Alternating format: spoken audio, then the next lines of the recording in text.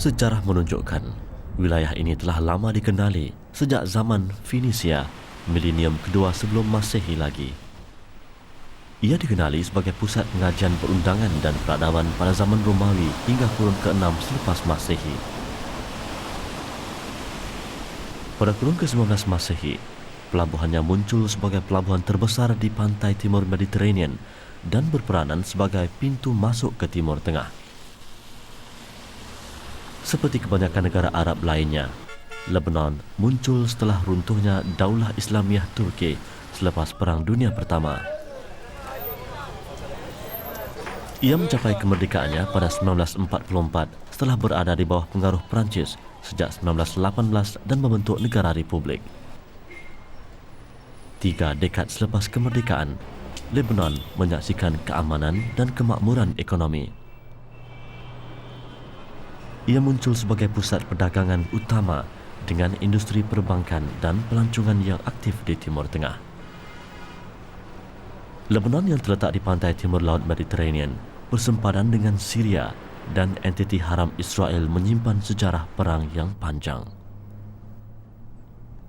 Negara berbilang kaum dan agama ini hampir musnah akibat perang yang berlarutan dari tahun 1975 hingga tahun 1992. Pertelingkahan antara puak Muslim, Kristian dan Drus diburukkan lagi dengan pencerobohan Israel di selatan negara ini.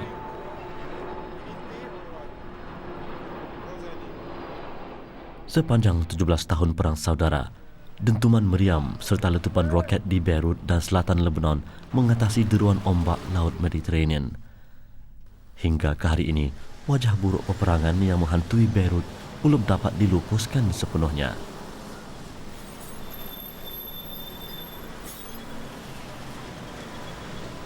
Pada dekad 90-an, keamanan mula bertunas di rantau ini. Proses pembinaan semula berlangsung dengan pesat. Pembangunan infrastruktur diberi keutamaan.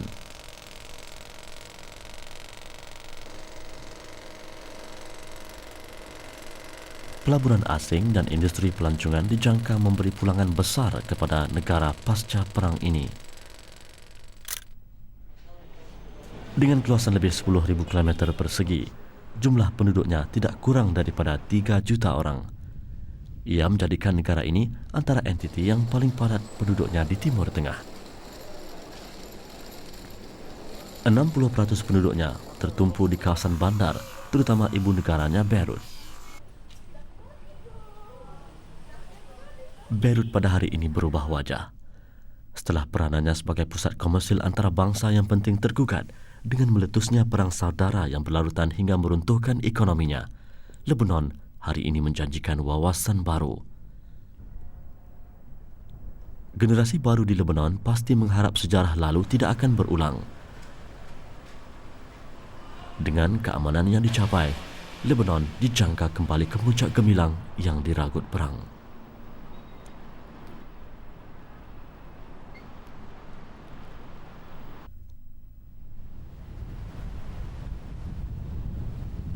Byblos terletak di utara Beirut, antara penempatan pinggir pantai tertua pernah diduduki manusia di rantau ini. Kajian arkeologi menunjukkan Byblos wujud sejak zaman Neolitik 7,000 tahun lalu. Pada milenium ketiga sebelum Masehi, ia pelabuhan utama dengan pelbagai aktiviti perdagangan. Hingga kurun ke-10 sebelum Masehi, ia menjadi pusat peradaban Fenisia. Ia menjadi tempat persinggahan kapal dagang dari Mesir yang dalam perjalanan ke Greece pada zaman itu.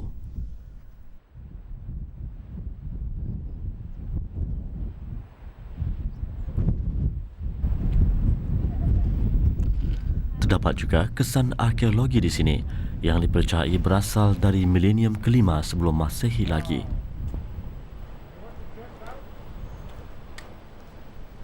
Peninggalan zaman silam seperti kota lama ini menjadi tarikan pelancongan yang menguntungkan. Dengan redanya krisis antara agama di Lebanon, pelancong asing kembali mengunjungi Byblos yang menyimpan 1,001 kisah. Antara runtuhan di kawasan ini adalah dari milenium kedua sebelum kelahiran Nabi Isa. Berdasarkan sejarahnya yang panjang, berkemungkinan besar wilayah ini pernah dikunjungi pesuruh Allah. Selepas kurun pertama sebelum Masehi, daerah ini dijajah kuasa luar bersilih ganti. Ia menjadi sebahagian jajahan takluk Parsi yang kemudiannya dikalahkan oleh bala tentera Iskandar Zulkarnain. Sebelum kedatangan Islam ke rantau ini, ia di bawah pengaruh Byzantine. Suatu ketika dahulu, daerah dan kota Byblos pernah dikuasai tentera salib hinggalah pemerintah Islam berjaya membebaskannya.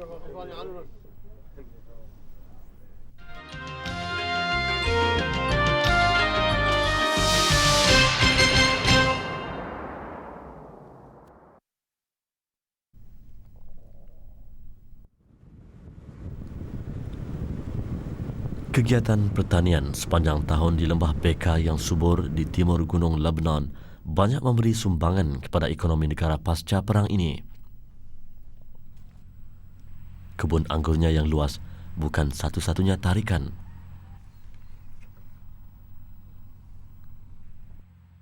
Baalbek atau Baklaba, 86 km di timur Laut Beirut di lembah Beka, turut menjadi tarikan pelancong ke sini. Peninggalan komplek Akropolis Romawi di sini adalah yang terbesar di dunia. Dipercayai Baklaba berasal daripada nama sembahan kaum Finisia, iaitu Baal. Tidak mustahil seorang rasul pernah diutuskan ke daerah ini suatu masa dahulu. Al-Quran ada menyebut tentang Baal yang menjadi sembahan kaum Nabi Ilyas yang tidak beriman. Orang Greek kemudiannya memanggil Baalbek dengan Heliopolis yang bererti kota matahari. Bangsa Rom pernah menjadikan tempat ini pusat penyembahan dewa Jupiter.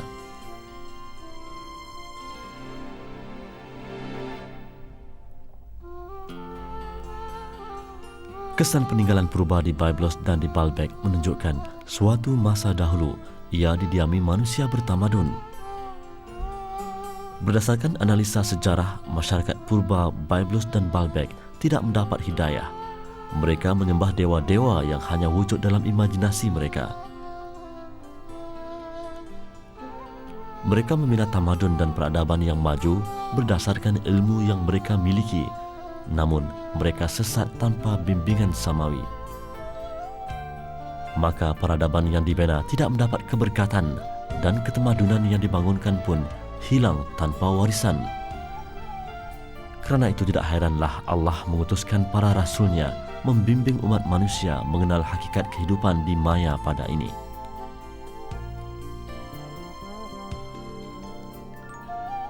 Allah mengutuskan kepada setiap umat rasul yang menjadi penyelamat manusia daripada terus tersesat akidah dan akhlak. Orang yang menerima wahyu daripada Allah disebut Nabi. Nabi yang disuruh Allah menyampaikan wahyu itu dalam bentuk syariat disebut pesuruh Allah atau Rasulullah. Mereka menyampaikan ketetapan yang ditentukan Allah kepada manusia dalam bentuk suruhan dan larangan yang wajib dituruti maupun dijauhi. Rasul-rasul menyampaikan janji syurga serta ancaman neraka yang disediakan Allah kepada umat manusia. Dalam proses itu ada kalanya seruan mereka diterima dengan baik, dan begitu juga sebaliknya. Sebagian utusan Allah bukan saja didustakan, bahkan dibunuh. Bersama mereka Allah turunkan kitab-kitab yang menjadi panduan umat sezaman.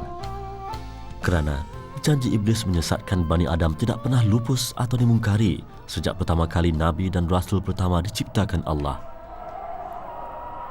Firman Allah dalam surah An-Nahl ayat 63 mafhumnya, demi Allah, sesungguhnya kami telah mengutus rasul-rasul kami kepada umat-umat sebelum kamu. Tetapi syaitan menjadikan umat-umat itu memandang baik perbuatan mereka yang buruk. Maka syaitan menjadi pemimpin mereka pada hari itu, dan bagi mereka azab yang sangat pedih.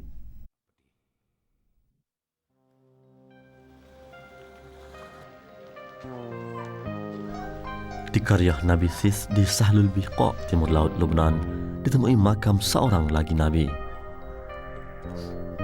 Masjid yang memayungi makam ini masih dalam proses bina semula atas biayaan orang ramai.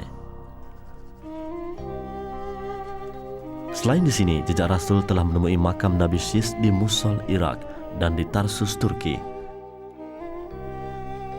Nabi Sis adalah seorang lagi Nabi yang diutus Allah. Menjadi fitrah manusia yang pelupa, iblis sentiasa dijadikan teman. Sebahagian anak cucu Adam tidak lagi mengenal pencipta mereka yang sebenar. Akhlak dan akidah tauhid yang luhur telah menyimpang daripada landasan yang Allah tentukan. Makhluk yang memperdayakan Adam dan Hawa itu tidak pernah melupakan misinya, iaitu membawa kesesatan di kalangan Bani Adam.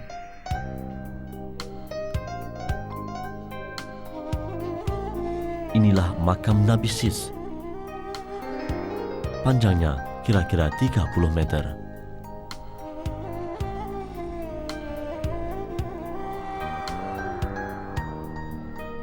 Dengan berlalunya tempoh masa yang panjang, syariat Nabi Adam yang terdahulu diabaikan, lalu Nabi Sis diutuskan Allah berperanan sebagai pendidik dan pembimbing umat.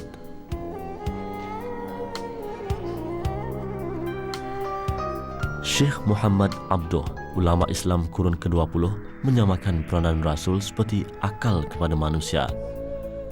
Mereka mengenalkan manusia kepada Allah, mengajar hakikat akidah dan ibadah mengikut garis panduan yang ditentukannya.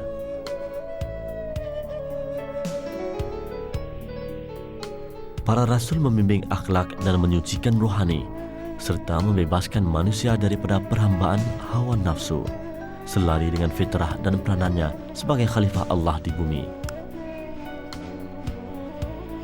Nabi Sis alaihissalam, pewaris risalah Nabi Adam, memimpin umat ke pangkal jalan setelah manusia lupakan janji kepada Allah sewaktu pertama kali diciptakan. Kisah Rasul umpama sejarah yang berulang pada setiap zaman. Di qaryah Nabi Aila, kira-kira 10 km dari makam Nabi Sis, jejak Rasul menemui sebuah lagi makam Nabi. Dikatakan namanya mengikut bahasa Ibrani disebut Aila, manakala yang mengikut sebutan Arab dipanggil Ilyas. Nama Nabi Ilyas ada disebut dalam Al-Quran. Allah memuji baginda sebagai hambanya yang beriman lagi ikhlas. Nabi Ilyas diutuskan pada suatu kaum yang mensyirikkan Allah. Sembahan mereka dipanggil Baal. Baginda cuba mendidik dan membimbing kaumnya tentang akidah tauhid, mengenalkan mereka kepada Allah pencipta sebenar. Seperti Rasul lain yang diutuskan Allah kepada kaum yang sesat akidah, Nabi Ilyas turut berhadapan dengan cabaran. Kepercayaan kaumnya begitu sukar diubah. Namun kedegilan mereka akhirnya mengakibatkan azab Allah yang pedih. Kisah Nabi Ilyas disebut dalam surah As-Saffat ayat 123 hingga 130. Mafhumnya. Dan sesungguhnya Ilyas adalah dari rasul-rasul kami yang diutus. Ingatlah, tak kala ia berkata kepada kaumnya, "Mengapa kamu tidak bertakwa? Patutkah kamu menyembah Baal dan kamu tinggalkan sebaik-baik pencipta, yaitu Allah Tuhanmu dan Tuhan datuk nenek kamu yang terdahulu?" Maka mereka mendustakannya. Karena itu mereka akan diseret ke neraka, kecuali hamba-hamba Allah yang dibersihkan dari dosa. Dan kami abadikan untuk Ilyas pujian yang baik di kalangan orang-orang yang datang kemudian. Kesejahteraan dilimpahkan atas Ilyas.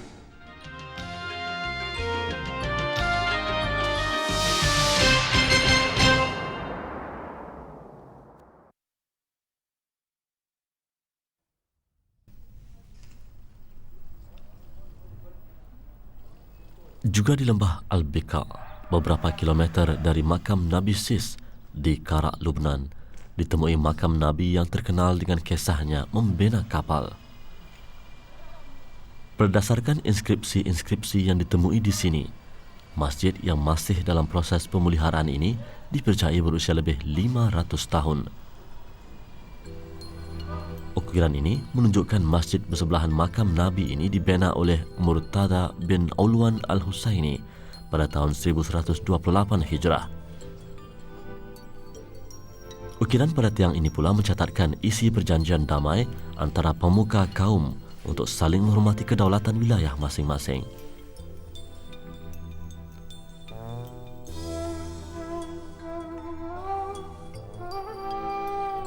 Dan inilah yang dipercayai makam Nabi Nuh AS. Panjangnya menjangkau 40 meter.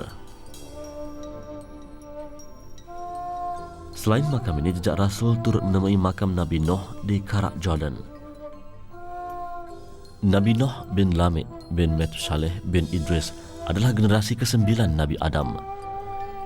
Iblis kembali menyesatkan Bani Adam hingga mereka mensyirikkan Allah dengan mencipta sembahan-sembahan baru dan memberikannya nama-nama seperti Wad, Suwa, Yaghut, Ya'uq dan Nasr. Kaumnya yang berakhlak buruk juga hanyut dalam kemaksiatan hawa nafsu. Golongan kaya menindas mereka yang miskin dan lemah serta tidak berhenti-henti menentang usaha dakwah Nabi Nuh. Hampir 10 abad ketabahan Nabi Nuh diuji dan sepanjang tempoh itu baginda tidak pernah berputus asa. Munajatnya kepada Allah menjadi penawar yang memberikan kelegaan kepada baginda. Al-Quran merakamkan munajat baginda kepada Allah dalam surah Nuh ayat 5 hingga 9, mafhumnya. Nuh berkata, "Ya Tuhanku, sesungguhnya aku telah menyeru kaumku malam dan siang, maka seruan itu hanyalah menambah mereka lari dari kebenaran. Dan setiap kali aku menyeru mereka kepada iman, agar engkau mengampuni mereka, mereka memasukkan jari-jari mereka ke dalam telinga masing-masing dan berselubung dengan pakaiannya serta berdegil dengan keingkarannya dan berlaku sombong takbur dengan melampau-lampau. Kemudian sesungguhnya aku telah menyeru mereka kepada iman dengan cara terang-terangan. Selain dari itu, aku berulang-ulang menyeru mereka secara beramai-ramai dengan berterus terang dan menyeru mereka lagi secara berseorangan dengan perlahan-lahan." Selama 950 tahun, Nabi Nuh menyeru masyarakatnya dengan pelbagai cara supaya mereka kembali kepada agama datuk mereka, Nabi Adam, agama yang mentauhidkan Allah semata-mata. Malang sekali, mereka yang terbuka hati menyambut huluran hidayah hanyalah sedikit bilangannya. Nabi Nuh membawakan tawaran paling bernilai kepada kaumnya, iaitu Allah akan memberikan keampunan kepada sesiapa yang beriman. Tempoh masa 950 tahun adalah jangka waktu yang panjang untuk kaum itu membuat pertimbangan. Namun, mereka tetap berdegil, memilih untuk tidak meninggalkan kekufuran. Maka Allah menurunkan azabnya dengan banjir besar, menghapuskan generasi yang tidak beriman. Lalu, tenggelamlah kaum yang degil itu bersama kekufuran dan kemusyrikan.